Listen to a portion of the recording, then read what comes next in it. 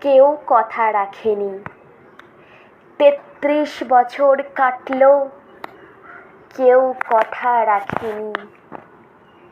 ছেলেবেলায় এক বৈষ্ণবী তার আগমনী গান হঠাৎ থামিয়ে বলেছিল, শুক্লা দ্বাদশীর দিন অন্তরাটুকু শুনিয়ে যাবে।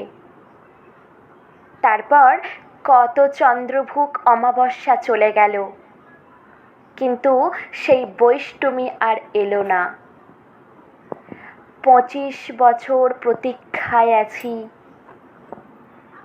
মামা বাড়ির মাঝি নাদের আলী বলেছিল, বড় হও দাদা ঠাকুর, তোমাকে আমি ৩ প্রহরের বেল দেখাতে নিয়ে যাব।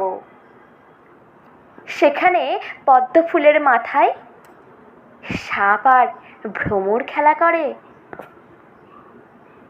নাদের আলী, আমি আর কত বড় হব? আমার মাথায় ঘরের ছাদ ফুঁড়ে আকাশ স্পর্শ করলে তারপর তুমি আমায় ৩ প্রহরের বিল দেখাবে? একটাও রয়্যাল গুলি কিনতে পারিনি। লাঠি লজেন্স দেখিয়ে দেখিয়ে চুষেছে লস্কর বাড়ির ছেলেরা। ভিখারির মতন চৌধুরীদের গেটে দাঁড়িয়ে দেখেছি ভিতরে রাস উৎসব। অবিরল রঙের ধারার মধ্যে সুবর্ণ কঙ্কণ পরা ফর্সা রমণীরা কত রকম আমেদে হেসেছে। আমার দিকে তারা ফিরেও চায়নি।